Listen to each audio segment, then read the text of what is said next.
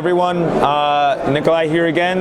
It's the IFX Expo Dubai Day 2. I'm here with Joe Amara from Markets Direct. Joe, thanks for having us. Thanks for inviting us over to your booth. I guess my first question is, Day 2, what are your impressions? Kind of what are you hearing? How's the business been going? Again, considering it's the first time in about 2 years that we've been able to see each other face to face, and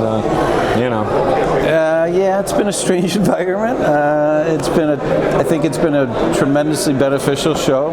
Frankly, we didn't know, as I just said, whether we were going to have tumbleweeds blowing through the place, which is not the case. I mean, I think I brought 150 business cards, and we lost them in the first day of the show. So it means people are coming. They're eager to get back into the business. They're eager to look at what our business proposition is and the shares and the futures. So we're excited. Cool, great. So listen, commission-free accounts are all the rage right now, right?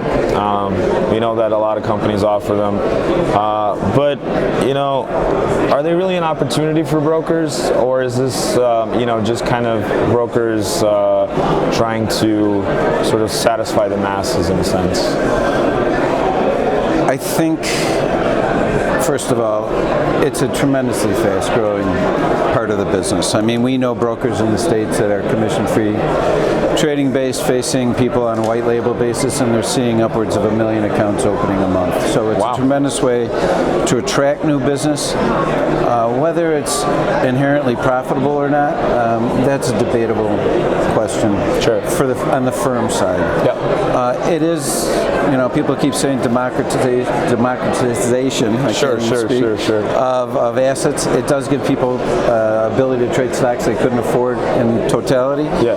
But for a foreign exchange broker, a foreign exchange broker, it gives them the ability to move money into an asset and then margin it and trade other asset classes, including Forex and CME futures. Right. The FX market's still the, let's say, most traded market in the world in terms of trading volumes and stuff. But we see that traders are actually finding more opportunities with volatility, like in stocks and equities, right? Can a broker these days really get away with, just a singular sort of FX and CFD offering, you think, or? We've had so many brokers stop by, 100 plus in the last 24 hours. Oh, wow. And they are seeing a diminishing return in Forex only. Sure. They look at the U.S. equities market as a means to get people into the market and trading.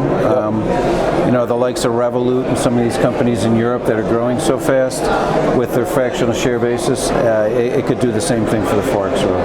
Right, cool. And fractional shares, another big topic, right? Is it a business opportunity for brokers, given that fractionals, target investors that cannot technically can't afford a whole unit of stock? Or and maybe possibly disagree with the latter part of that statement? Well, I think you start getting into some of these stocks that have gotten very expensive, something like Berkshire Hathaway. Agreed. So how is a 20-year-old kid going to trade Berkshire Hathaway in a full share? They're excluded from it. It's Wall Street. Yep. It's the hedge funds, and so they don't have access to it. Now they do. And I saw something yesterday that came out of like Drivell's study. Drivell's one of our counterparties in the stock market. That the average. The largest number of shares of stock 10 years ago were traded by the 50 to 59-year-olds, and now something like 36% of all equity trades happen between the 20 and 29-year-olds. It's the biggest portion of the market. What do you think, maybe long-term, what do you think brokers need to adjust in terms of their overall sort of the trading component, the front-end component, the back-end component, to sort of meet the needs of this younger sort of generation of traders? Because I think they all want quick, fast, cheap, easy, right? In a sense. For sure. So None of that exists.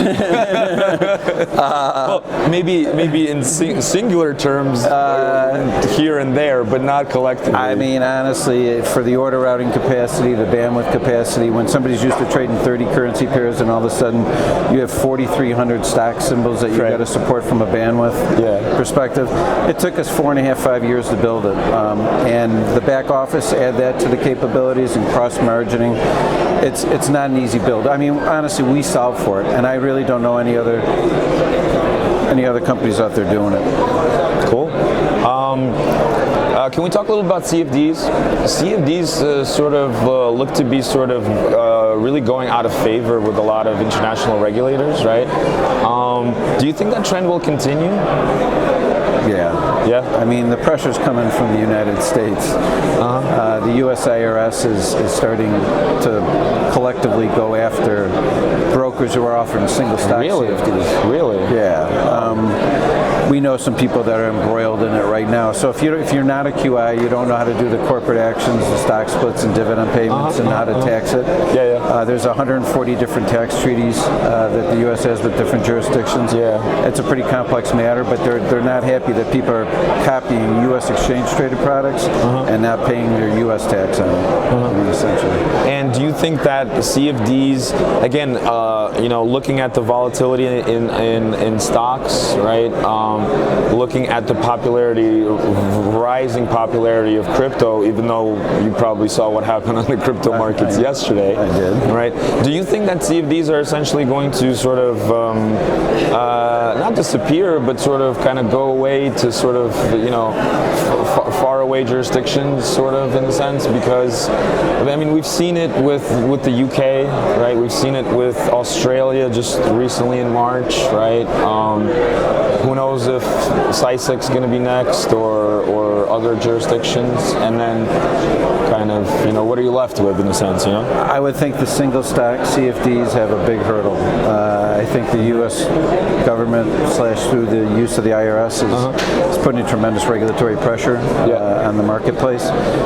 And we've been approached by a bunch of brokers, and I'm agnostic to it, but I think that more than likely it's got a big hurdle to clear to stay in business. And we have guys who are marketing guys. I'm not a marketing guy. I understand. But they're saying their search engines are telling them that the look for CFDs is going down while stocks is going up. So. Right. Makes sense.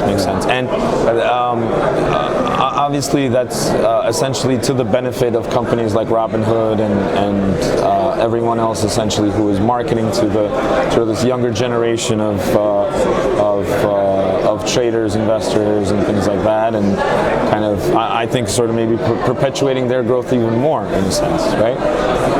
Perhaps. For sure. Absolutely. I mean, I mean, the growth is unbelievable. I mean, we're partners with some brokerage firms that are opening, like I said, 1 million accounts a month. And it's coming from kids. And the kids, the interest rates are at zero. They don't believe in banking. They want to leverage assets. They don't know anything but stock. And they're buying stock. They're not putting the money in the bank. Right. Well, Joe, you're from Chicago, right? I am. Cubs or White Sox? Don't even start. Of course, it's the White Sox. All right. The #1 power ranked team in the major leagues right now. Just FYI. All right. Well, listen, thanks for taking the time to speak with us. I know you were super busy here, these last 2 days. We both have been. Yes, we both have been. But it was a pleasure to see you in person, and we wish you guys best of luck with all the leads from the show. And we hope to see you again soon, and speak broker talk. Agreed. Thank you. Sure. Thanks, Nick.